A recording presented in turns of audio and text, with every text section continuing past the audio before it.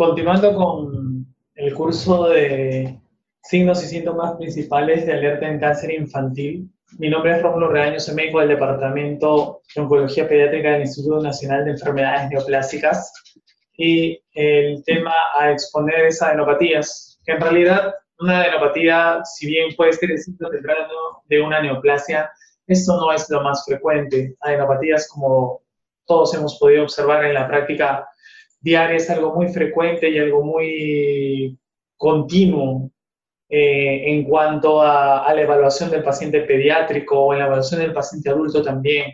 Por ende, la cuestión o el problema es saber distinguir cuándo estás frente a una adenopatía de, por decirlo así, maligna o cuándo estás frente a una adenopatía benigna. Entonces, como sabemos, un ganglio normal en tamaño, en número, en consistencia es una adenopatía. 44% de los niños en la consulta tienen ganglios palpables y eso no quiere decir de que tengamos que biopsiar todos ni que tengamos que pensar mal en todos. Tienen ciertas características que debemos observar y deben contar con ellos. 64% de los niños en consulta tienen alguna patología con ganglios palpables. Por supuesto, no es el caso de estos 4 niños, como podrán observar.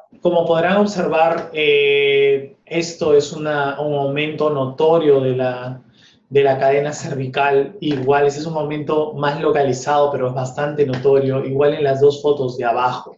¿De acuerdo? Siempre uno debe tener en cuenta muchas cosas, inclusive la edad, tener en cuenta el tamaño axilar y cervical hasta 1 centímetro, empieza a ser una adenopatía inguinal, es más de 1.5 y en términos generales más de 2 centímetros. Tener en cuenta la posibilidad de malignidad, pero no solamente es el tamaño, son múltiples cosas. Es otra foto de adenopatías muy notorias que luego de tratamiento pueden mejorar, sin duda. Tener en cuenta la localización, puesto que axilares inguinales son muy frecuentes, pero supraclaviculares no, ni por ejemplo los epitrocleares tampoco, si nos harían pensar en alguna otra patología, aunado a otros signos y síntomas. Tener en cuenta las características inflamatorias, o que sea fibroso, indurado, poco móvil a planos profundos o poco compresibles, lo cual nos haría pensar de alguna patología maligna. Ahora, cuando uno empieza a preguntar de qué se trata o cómo es que puedo observar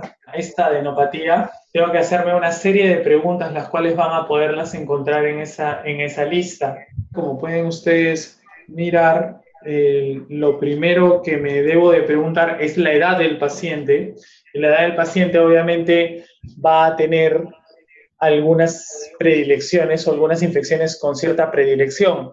La característica de la linfadenopatía, por ejemplo, el sitio donde los cervicales son los más frecuentes. ¿Por qué? Porque tienen enfermedades contiguas asociadas, ¿cuáles? Las infecciones respiratorias altas, la duración, el tiempo puede durar entre 10, 15 días del ganglio crecido, que no necesariamente sea algún tema maligno.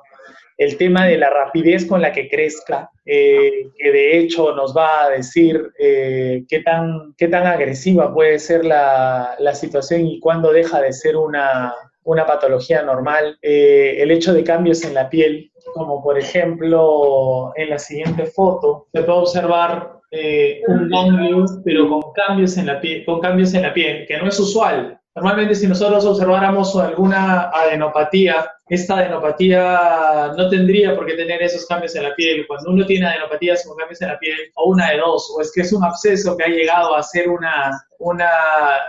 por decirlo, a buscar una salida hacia la parte externa, o se trata de alguna infección por micobacterias tipo tuberculosis cutánea, que es lo que estamos observando, es la típica escrófula asociada a este tipo de tuberculosis.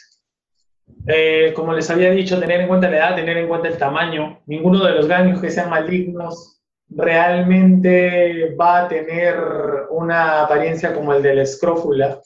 Axilar y cervicales hasta 1 centímetro, inguinales hasta 1.5, mayores de 2 centímetros en términos generales para tener en cuenta la malignidad. Y cuando uno trata de revisar en realidad adenopatías crónicas o subcutáneas, en general va a encontrar que obviamente la mayor cantidad de estas crónicas se traten de adenopatías, tumores, pero cuando son agudas, por lo general, o es decir, en corto tiempo, no revisten mayor malignidad.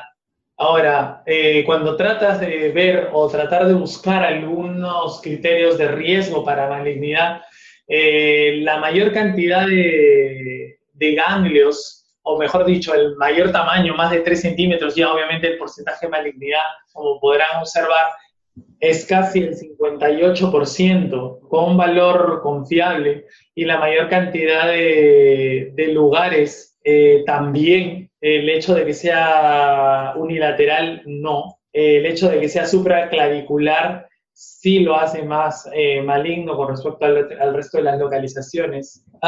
Los signos y síntomas asociados, la fiebre, el malestar general, son los síntomas que más están presentes. Y cuando uno trata de buscar qué indicaciones de biopsia tiene un paciente, bueno, puede encontrar que la no mejoría después de 4 semanas de tratamiento, o es decir, en general, cualquier adenopatía que no revierta con el tratamiento del que nosotros hemos tenido pensado, porque, por ejemplo, puede ser una infección respiratoria, lo va a hacer plausible de ser biopsiado. Después de 4 semanas de tratamiento, vale la pena. Todo ganglio más de 2.5 centímetros sin infección debe ser biopsiado. Todo ganglio supraclavicular debe ser biopsiado. Presencia de síntomas B, como baja ponderal, sudoraciones nocturnas y fiebre, están asociados más a algún cuadro tipo linfoma, va a valer la pena biopsiar al paciente. Hallazgos de alteraciones en el hemograma o la radiografía de tórax también debe ser biopsiado, y idealmente debería realizarse biopsia abierta y no aspiración para poder tener una mejor muestra.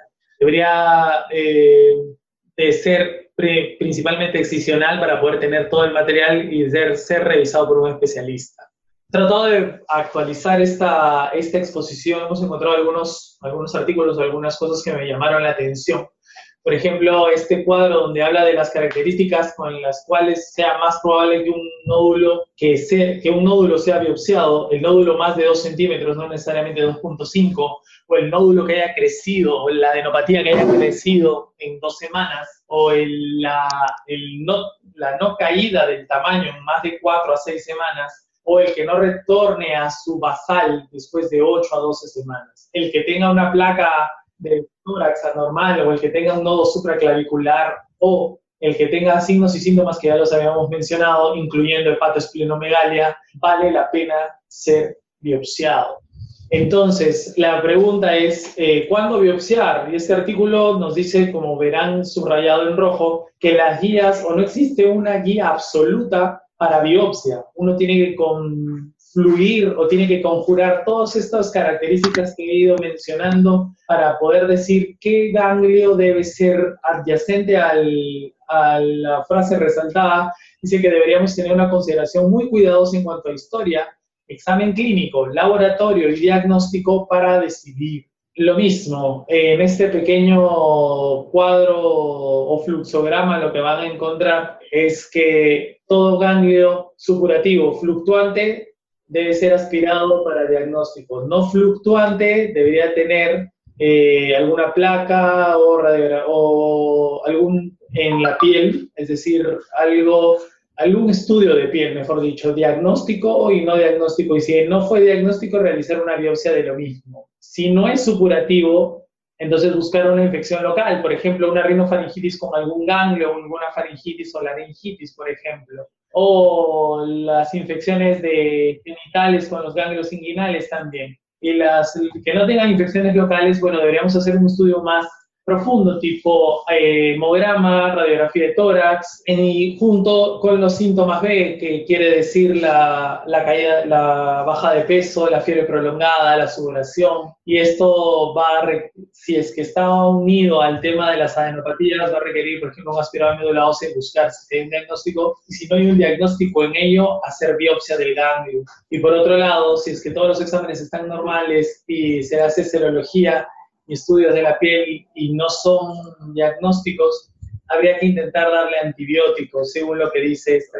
Pero en realidad debiéramos de continuar o completar los estudios correspondientes. Mucho del tiempo que tengamos para poder hacer todo este trabajo va a depender del estado clínico del paciente. En tanto que el estado clínico estable o manejable, podremos continuar con nuestro workup diagnóstico. Muchas gracias por todo.